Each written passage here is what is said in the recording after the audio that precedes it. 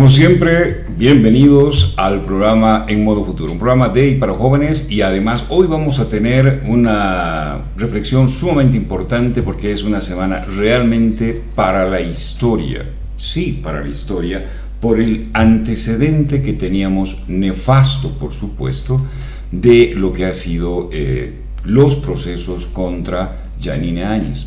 Esta semana el Tribunal Supremo de Justicia ha emitido una sentencia, quiero entender, absolutoria contra o a favor de Yanine Áñez y contra los excesos de un gobierno autoritario y totalitario que prácticamente ya se fue.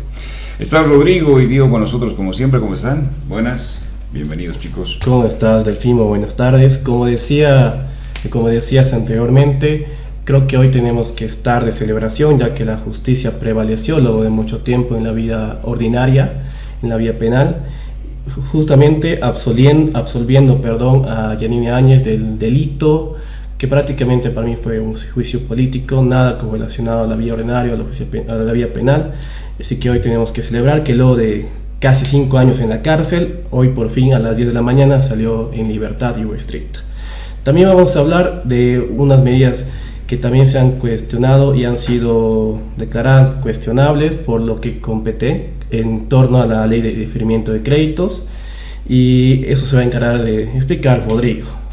Dale, Rodrigo, ¿cómo estás? Querido Delfo, la verdad es que bastante bien, como mencionabas, emocionado de la misma manera. Creo que es una semana que cada día nos ha estado trayendo alguna noticia nueva o un cambio dentro de lo que es la coyuntura nacional. Realmente se nota la transmisión de mando, cosa que no veíamos desde hace décadas atrás, ¿no? Porque claro, cada transmisión de mando era una simple continuidad del movimiento al socialismo. Entonces, bueno, ahora sí se empieza a notar esa despedida o ese cambio de ciclo, si se quiere llamar así. Hemos tenido las últimas sesiones del legislativo, hemos tenido también el día de ayer la despedida del gabinete ministerial y el presidente, expresidente ahora Arce Catacora. Y bueno, estamos a la espera de la posesión de nuestras nuevas autoridades, Rodrigo Paz y Edman Lara específicamente. Ya estamos teniendo también los primeros movimientos con las nuevas autoridades del legislativo, que una vez más recalcamos, les deseamos la mejor de las suertes y esperemos cumplan con su labor a cabalidad, sumamente necesario en este periodo que nos va a quedar de aquí a 5 años. Para caracterizar un gobierno totalitario, una de esas aristas es precisamente el de tener perseguidos políticos. Y creo que Yanine Áñez, junto a Luis Fernando Camacho y otros, se han convertido en esas presas, en las víctimas, ¿no es cierto? Y ahora se van respirando otros aires y en buena hora, de verdad. Pero también lo que está pasando hoy con la liberación de Yanine, con esta sentencia, marca precisamente lo otro, del Estado totalitario, de persecución, el de tener ahí presos por pensar diferente al régimen, etc. Entonces yo creo que esas dos cosas son importantes. Y valorar, porque Diego nos decía extra cámaras antes, que esta es una sentencia sumamente interesante, ¿no? Absolutoria. Ahora, vamos a hablar de qué delitos, cómo era el tema, aquí nos los va a exponer Diego, vamos. Gracias, Delfín. Bueno, pero comencemos con la premisa de que todo esto se abrió gracias a un magistrado del Tribunal Supremo de Justicia. Primero, observando la duración de la detención preventiva, donde que en algunas personas esta había extralimitado su duración. Entre ellas podemos mencionar a Camacho, a Pumare y entre ellas igual Yanine Áñez, en cual en esta jurisdicción el Tribunal Supremo ha dejado en libertad en torno a quitar la detención preventiva a una detención domiciliaria, comenzando con Luis Camacho, luego con Pumari, y Yanine Áñez se quedaba aún encarcelada porque se le había justamente cesado la detención preventiva en golpe de Estado caso 1, pero en el golpe de Estado caso 2, en la cual solamente a ella se le había sentenciado ejecutoriadamente con 10 años de privación de libertad. Y ese es el caso que se trata justamente esta sentencia que voy a hablar el día de hoy, en el cual por ende ha salido en libertad estricta. Como decía un enunciado, ella ha estado en su totalidad hasta el día de hoy 1699 días en la cárcel, prácticamente un total de casi 5 años por este caso denominado caso Golpe de Estado 2, en el cual se le sentenció en 10 años de cárcel en la sentencia 12-2022 emitido... De primera instancia, dices, ¿no? Sí, de primera instancia, emitido en el Tribunal de Sentencia Anticorrupción primero del Tribunal Departamental de La Paz. Prácticamente se le declaraba culpable por la comisión de 2 delitos. El primer delito era la resolución contraria a la Constitución y a las leyes, y el segundo delito, incumplimiento de deberes. Estos previstos en artículos 153 y 154 en el Código Penal. Ahora, y también aparte de los 10 años, se le declaró culpable y para pago de costas y los daños ocasionados en lo que ocurrió estos delitos. Ahora, justamente en resumen, se la encarcela por ejercer funciones presidenciales de manera constitucional e ilegal sin estar en las líneas de sucesión constitucional establecida en el 169. Este es el argumento que mantiene el Ministerio Público y las demás instancias públicas que han estado detrás de Yanine Áñez, porque eso no solamente ha estado el Ministerio Público. Ahora vamos a hablar netamente de la sentencia que ha sido emitida el día de ayer por la Sala Plena del Tribunal Supremo de Justicia. La sentencia es la 011-2025, emitida por la Sala Plena. El recurso era una revisión de sentencia, es decir, que se iba a revisar la sentencia que la ha condenado a Yanine Áñez estos 10 años de cárcel. Primero quiero dar una felicitación extraordinaria al magistrado relator, que es Carlos Eduardo Ortega Sibila, uno de los magistrados recientemente electos, chuquisaqueño de corazón del Tribunal Supremo, claro, que gracias a él comienza justamente toda esta movida de liberación de la detención preventiva ilegal, y también concurrentemente a esto esta sentencia, donde en esta sentencia hace un análisis extraordinario del derecho, justamente en la esencia del tal. Más allá del formalismo se va a la filosofía y la ciencia, abarcando ámbito constitucional y también ámbito penal. Si lo pueden leer esta sentencia luego, les juro que no se van a arrepentir, que va a ser yo creo que va a ser fundamento de muchos recursos en futuro, y también el sustento de, obviamente, jurisprudencia penal. Bien, básicamente para analizar esta sentencia es bastante larga, es de 50 páginas, así que vamos a analizar 2 puntos fundamentales que nos deja esta sentencia y que nos ayuda a entender por qué esta sentencia resuelve como absolución completa a Yanine Áñez. Para hacer una breve redacción de los hechos que han suscitado para que se encarcelen Áñez, ya había mencionado que prácticamente se la sentencia por, entre comillas, ilegalmente haber subido al mando o a ser mandataria el país de Bolivia. Prácticamente el Ministerio Público mantiene que Áñez presidió de manera ilegal y que quien seguía para presidir luego de que cobardemente Evo Morales y Linera se escapen del país era Adriana Salvatierra, que era presidente del Senado. Y segundamente, si no estaba ella, tendría que haber sido Susana Rivera, vicepresidente de la Cámara de Diputados. Y de esta manera, ya que asumió Áñez la presidencia, ha empezado a dictar resoluciones, y bajo un fundamento el Ministerio Público menciona que estas resoluciones eran ilegales por su mandato inconstitucional ilegal, pero al mismo tiempo iban contrarios a la Constitución y a las leyes, y es por esto prácticamente que los hechos la llevan a ser condenadas injustamente a los 10 años de presidio. Ahora vamos a ir justamente a los antecedentes procesales. ¿Por qué es importante mencionar esto? Ya que cuando se dictó la sentencia en primera instancia en el Tribunal Departamental de Justicia, obviamente la defensa de Áñez impugna esta sentencia. Lo impugna mediante un recurso de apelación restringida. Mediante esto se emite una auto de vista por los vocales del Tribunal Departamental de Justicia, prácticamente viendo algunos puntos de error, pero no subsanando el principal punto, que era la sentencia. Así que la sentencia siguió la vía penal, y en este caso, para poder impugnar nuevamente, Áñez tuvo que hacer un recurso de casación, esto ya en el Tribunal Supremo de Justicia, en la Sala Plena, donde ahí también se declara mediante un auto supremo infundado este recurso de casación, es decir, que había sentencia, ha impugnado, la ha rechazado Áñez. Esta impugnación la lleva contra los vocales del Tribunal Departamental de Justicia al Tribunal Supremo, los magistrados en ese momento del Tribunal Supremo de Justicia igual rechazan este recurso de casación. Es decir, que intentó toda la vía ordinaria para impugnar esta sentencia inconstitucional e ilegal, pero no le dieron vía libre. Y así solamente le quedó este recurso de revisión de sentencia. Revisión extraordinaria de sentencia, la figura, ¿no? Revisión de sentencia está como tal en el Código de Procedimiento Penal. Bárbaro. Justamente había ese error porque todos estaban diciendo extraordinaria, pero como tal, taxativamente está como revisión de sentencia, pero justamente se entiende, es lo importante. Y es lo que este recurso lo plantea mediante el 241 del Código de Procedimiento Penal a la Sala Plena del Tribunal Supremo de Justicia, donde mediante un auto se admite este recurso. Ahora, ya hablando netamente de la sentencia y la figura y justamente el ratio decidendi, hablamos de dos espectros que nos ayudan a entender y nos ayudan a dilucidar todo lo que ha pasado en torno a los hechos suscitados relacionado a esta sentencia. Primero nos habla de algo muy importante que creo que va a causar mucho revuelo y también una jurisprudencia nacional relevante, que se menciona un estado de necesidad constitucional.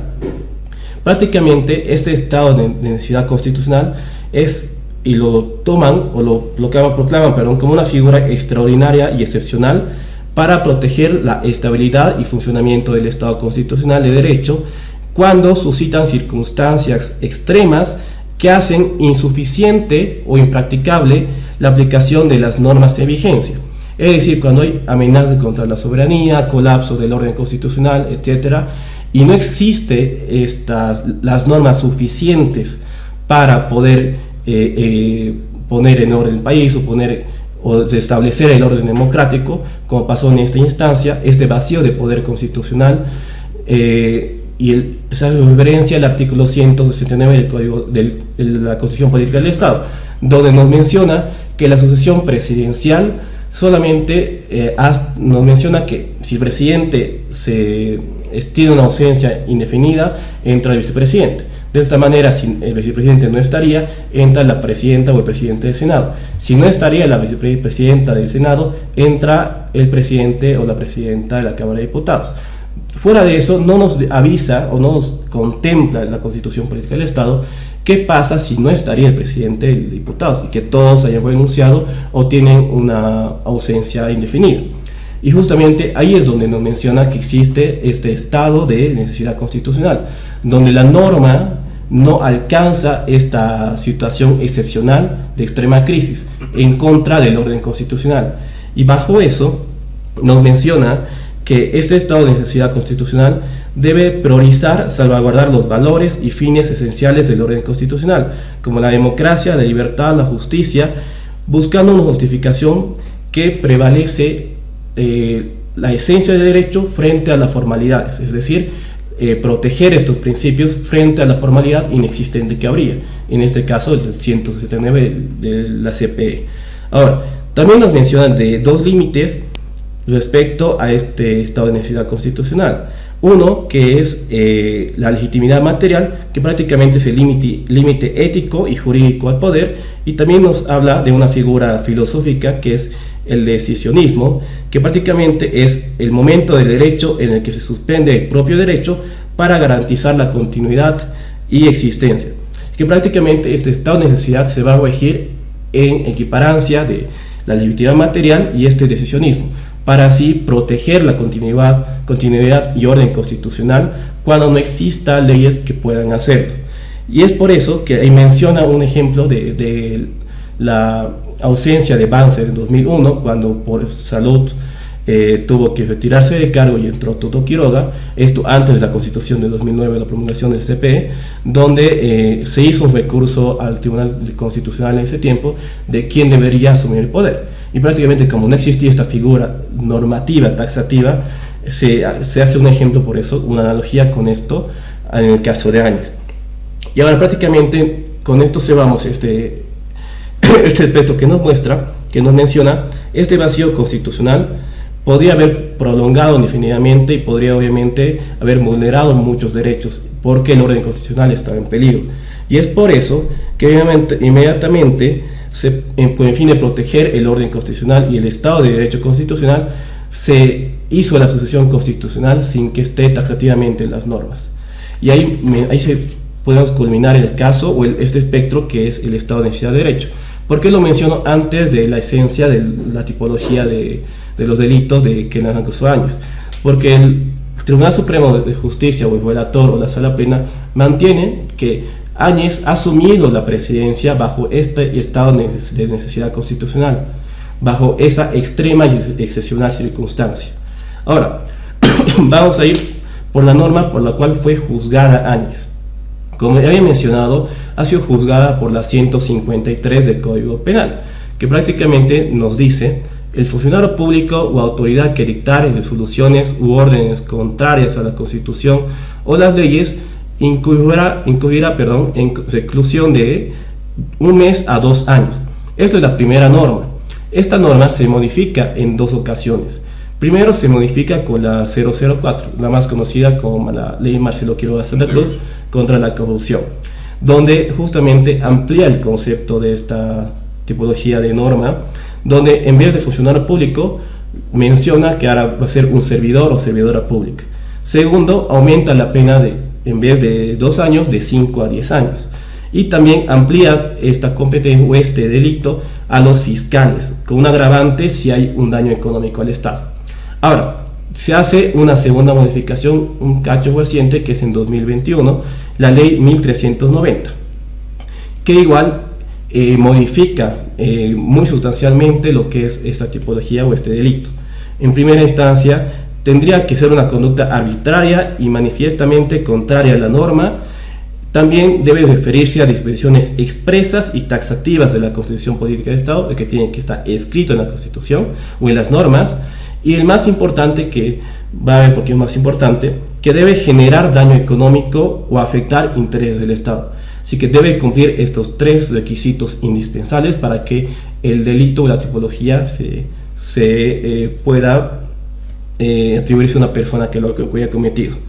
Es por esto que, ya entrando al análisis de fondo, podemos decir, y lo ve justamente el Tribunal Supremo de Justicia, que Áñez había sido sentenciada por la ley 004, la Marcelo Quiroga Santa Cruz, y no la ley 1390.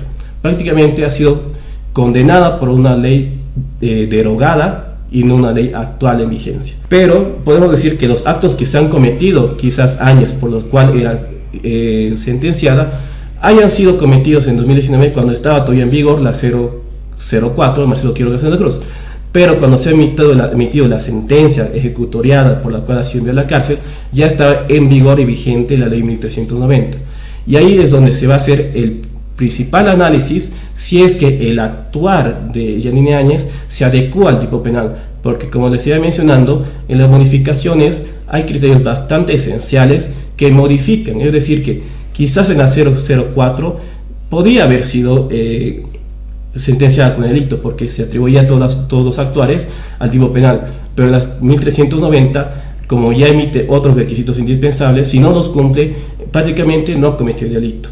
Y es ahí donde hace el análisis el Tribunal Supremo de Justicia con relación a la ley Meteor, el principio de favorabilidad y a la norma más benigna, porque recordemos que igual en el 123 de la Constitución Política del Estado, cuando la ley va a ser retroactiva, cuando beneficia al imputado, y eso está en la Constitución. Y ahí entramos al análisis correcto del actuar de Áñez.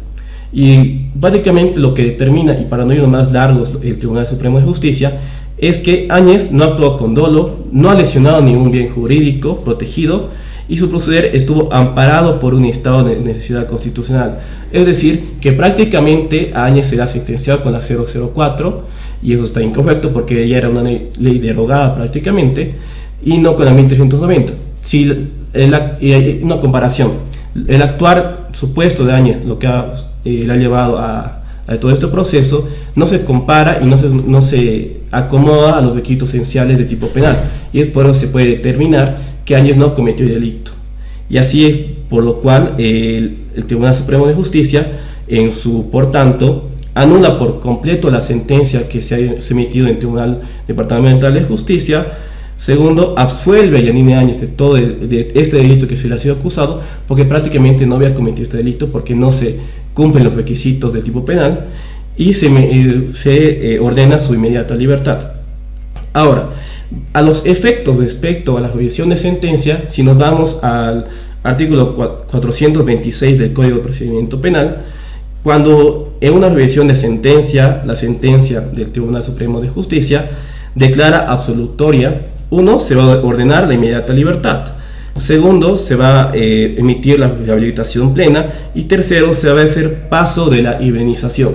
Y es lo que hablaron justamente muchos abogados el día de hoy y el día de ayer, donde Áñez está en su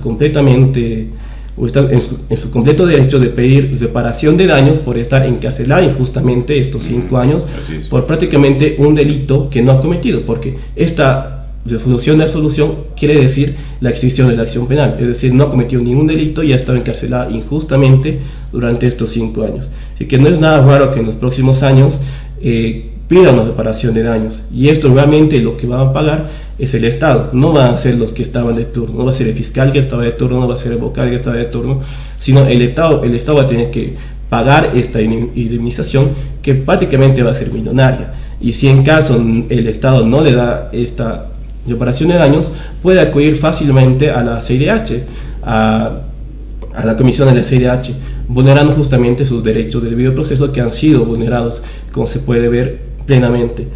Y creo que con esto cerramos, y prácticamente, está bárbaro. Y con lo que decía un doctor respecto al análisis de la sentencia, más allá de que nos deja una rica jurisprudencia nacional, por ejemplo, el estado de necesidad constitucional, yo creo que se va a tocar de aquí en adelante, y también justamente la retroactividad de las leyes cuando benefician al imputado, que es algo que nos enseñan desde los primeros años de derecho, que ha sido ejemplificado de esta manera, pero nos hacía ver que el actuar ha estado bastante corrompido desde el fiscal que ha incurrido o ha promulgado, el fiscal que ha hecho la acusación formal, desde el Ministerio Público que ha perseguido el delito, la Procuraduría General del Estado, también ha sido el ministro del Gobierno, y la denuncia ha sido igual interpuesta por Andrés Rodríguez.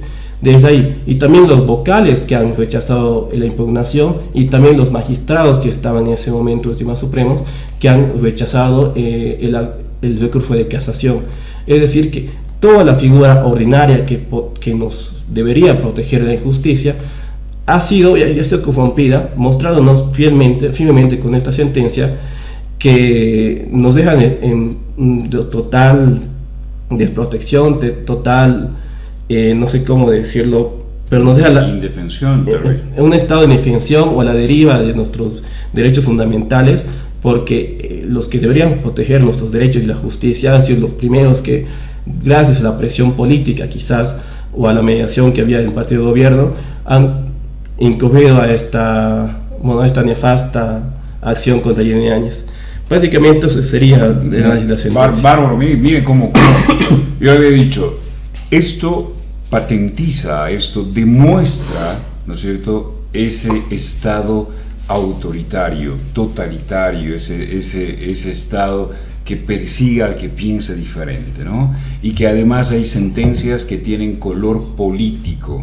Aquí han habido jueces, fiscales, abogados, ministros, el propio gobierno. Y cuando dices tú que a futuro puede haber una indemnización pedida, además no se puede esperar otra cosa, ¿no es cierto?, estar ahí encarcelada casi 5 años sin haber cometido delito. Por supuesto el Estado tendrá que reparar, y seguramente, no sé, a futuro si se le tiene que cancelar algo, esa millonaria suma tendrá que ser también, me parece, repartida solidariamente entre todos estos corruptos, delincuentes, estos señores que han utilizado el poder para hacer daño. La señora Yanine Áñez puede ser procesada por otras cosas. Esta sentencia marca con absoluta claridad y nitidez que aquí no es que hubo golpe, aquí hubo un fraude, y el resultado era esto, de que marcan ahí como esta necesidad de constitucional, de un Estado constitucional. No se podía dejar a la deriva, o sea, habían muchos bienes mayores que proteger, Y por supuesto era el Estado democrático, que gozaba de legitimidad material, lo dice el relator, Carlos Ortega. Carlos Ortega, el ministro elegido en Chuquisaca, chuquisaqueño, da esta línea clara y les dice, oiga, dejen ser delincuentes. O sea, ustedes deben haber hecho esto, y como no han hecho eso, absolución. Clarísima la posición, y a mí me parece que esta sentencia marca una jurisprudencia importante. Va a haber un antes y un después de esta sentencia, la número, no sé si nos puede... 01125. 01125, bonito más, 01125, no la 01125, que va a marcar ese antes y un después, definitivamente. Claro, tú has dicho sería bueno que lean, los masistas no, primero que leen y no entienden, y algunos que sí entienden, ¿no es cierto?, han hecho estas barbaridades, aquí los operadores de justicia, aquí mira quiénes están, miembros de la policía, cuando se abre una investigación, miembros del Ministerio Público, aquí están jueces, aquí están vocales, aquí están ministros del Tribunal Supremo de Justicia, el anterior, quiero entender, exmagistrados. O sea, esto es terrible. Esta es una componenda y esto marca esa debilidad, ¿no es cierto?, en materia penal como Estado, y que además organismos internacionales siempre han venido observando. En buena hora que hoy se va corrigiendo. Totalmente, querido Delfo. Creo que se ha terminado de derribar uno de los hitos más nefastos en la historia del movimiento al socialismo, porque recordemos que el caso Golpe no solamente atentaba contra los derechos individuales, los derechos subjetivos de quienes estaban involucrados, al ser claramente un caso armado por motivaciones meramente políticas, sino que el caso Golpe también desestimaba el clamor popular de aquel año de todo un país que se encontraba enfurecido porque les habían hecho un fraude de frente. Claro, y ahí vino el movimiento Pititas. Exactamente. Entrada con la Biblia de Fernando Camacho al Palacio y todo lo que sabemos. Claro que sí, y como te mencionaba, mucho más allá de las figuras importantes dentro de todo este movimiento, se estaba desestimando el clamor de todo un país que estaba enfurecido porque les habían hecho fraude, porque les habían arrebatado la democracia. Porque organismos internacionales dicen eso. Claro que y sí, a pedido del propio Evo. Además, o sea... Un fraude completamente certificado, que no había lugar a dudas. Creo que es el momento en el que por fin podemos decir, porque claro, ya estaba comprobado, pero ahora podemos decirlo con libertad. No fue golpe, fue fraude. Aquí está. Lean la 01125 del Tribunal Supremo de Justicia. Para culminar, quizás eso, añadir, taxativamente quizás la sentencia no dice no hubo golpe, pero sí admite que bajo este estado de necesidad constitucional, la asociación constitucional de Yanine Áñez a la presidencia se ha sido legítima y ha sido para, en vez de proteger un bien jurídico mayor, que es salvaguardar la orden constitucional y el Estado constitucional de derecho, o el Estado de derecho constitucional, ha asumido la presidencia porque la norma no alcanzaba este espectro de crisis o este espectro de circunstancia excepcional. Pero no hay que demeritar justamente eso, nos da la vía para entender ello. Interpretar es esto. Exacto, pero como interpretación ya, no lo dice taxativamente. Exacto, eso hay que aclarar, pero igual yo comparto con Rodrigo, creo que en 2019 ha habido un totalmente fraude. Las cabezas como Morales, Linera, igual Sabatieva, han huido cobardemente del país, o han huido cobardemente no sé dónde, y Yanine Áñez sí ha sido y sí ha entrado a la presidencia por asociación constitucional.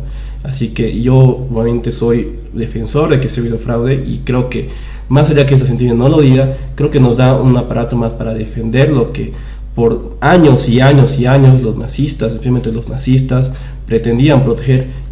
La Constitución no lo contempla, es verdad, no lo contempla, pero tampoco contempla que nos metan un fraude electoral a 10 millones de personas. Y además quede ahí un barco a la deriva, un Estado que ¿quién iba a ser presidente? Tenemos que esperar que vuelva Evo Morales, ¿no? ¿Verdad? Entonces, exacto.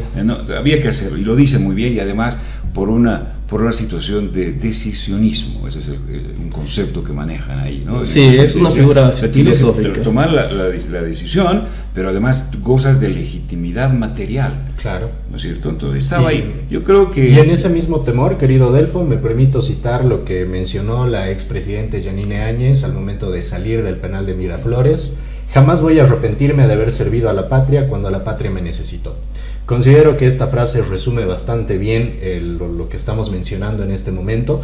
Podemos tener nuestras diferencias con el mandato que tuvo la expresidente Áñez, sin lugar a dudas. Yo he sido el primero en mencionarlo en este mismo programa en numerosas ocasiones y también en mencionar que considero que fueron en parte también los que fueron miembros de esta administración los culpables del retorno del movimiento al socialismo. Creo que fue una administración nefasta, con numerosos errores, pero el valor que tuvo la señora Yanine Áñez al momento de asumir esta tarea, en el momento en el que la asumió, me parece algo que sí es loable y digno de admirar. Sí, y separar. Mira, yo digo, la señora Yanine Áñez debe responder al pueblo boliviano un proceso justo, con el debido proceso, lo que ustedes quieran, porque manejó muy mal la pandemia. Y también recuerdo aquí, desde este estudio, yo decía, ¿cómo nos vienen a mentir? Y nos venían a mentir, además, con cómplices. Discúlpenme, estaba el señor Horacio Pope ahí. Estaba el señor Horacio Pope, porque decía, era mi amiga, su amiguita era la presidenta, y nos han venido a mentir. Tenían que venir respiradores, camas, no han hecho nada. La presidenta vino aquí y ofreció darnos recursos económicos, no ha llegado un solo centavo. Nos han mirado las canillas, nos han hecho vivir lo irrecordable. No quiero recordar esos momentos. La señora Yanine Áñez ha manejado pésimamente y con complicidad de mucha gente aquí en Sucre el tema de la pandemia. Mucha gente murió por ese tipo de cosas. Nos han traído respiradores que no servían. Y es más, otra pregunta, ¿dónde estarán? Con muchos paréntesis, no hay esos respiradores que se entregaron en aquella época que no servían. Y que hicimos aquí también con varios especialistas el análisis de que esos respiradores eran cualquier cosa menos para terapia intensiva para tratar estos casos extremos del COVID. Mucha gente se murió porque no había camas que nos prometieron, nunca vinieron, nunca llegaron. Yanine Áñez nos tomó el pelo a los chuquisaqueños con complicidad de gente de aquí. Eso no vamos a olvidar. Ese es un componente absolutamente diferente a este otro. Totalmente. Persecución porque hubo golpe. Para Evo, hermano, masistas, ya está. Se está desmontando todas esas mentiras, pero además que las conocíamos. Alguien dirá, no es necesario que se haga. No, ahora tenemos una sentencia absolutoria a favor de Yanine Áñez contra un gobierno que persiguió al adversario, utilizó el Ministerio Público, ¿no es cierto?, como la Gestapo utilizaba Hitler. Así lo hicieron, así de ese nivel. Y en su momento, todas estas personas que hemos dicho, fiscales, jueces, vocales, magistrados, ministros, todos tendrán que responder por estas cosas. Yo soy honesto, se está desmontando todo lo que ha sido en estos 20 años el movimiento al socialismo en sus dos versiones, Evo y Luis Arce, ¿no? Y bueno, y al final lo que tuvimos que esperar es que implosione y que sea el propio MAS que se destruya. Y hoy tenemos, miren ustedes, a ver, yo les pregunto, hace algún tiempo, ¿cuántas veces hemos hablado? ¿Va a haber elecciones? ¿Recuerdan? Está en peligro las elecciones, nos están metiendo miedo, no va a ser fácil de deshacernos de un movimiento al socialismo fuerte de los últimos 20 años con estructuras. Y se ha dado todo, pero es increíble. O sea, se ha dado con una facilidad. Todos los astros se han unido para que Bolivia, sin una gota de nada, ¿no es cierto?, de violencia, haya reconducido, tenga la posibilidad de reconducir esta nueva etapa. El MAS ya murió, más allá del tema de la campaña, que Rodrigo lo está haciendo, creo, mejor que lo que ha dicho Tuto. Muy bien, 3.100 millones de la CAF, creo, se reunió con el BID, vienen ya la gasolina y el diésel, esperemos que sea así, que la logística vaya, no con el socialismo, nada con estos que son no democráticos, ¿no? Venezuela, Cuba y los otros. Entonces me parece que es interesante y tenemos un país abierto, y cuando ves este tipo de cosas dices, están cambiando. Hay nuevos aires que se respiran en Bolivia, en buena hora de verdad. De Cusco a Uyuni, uniendo caminos, Sucre del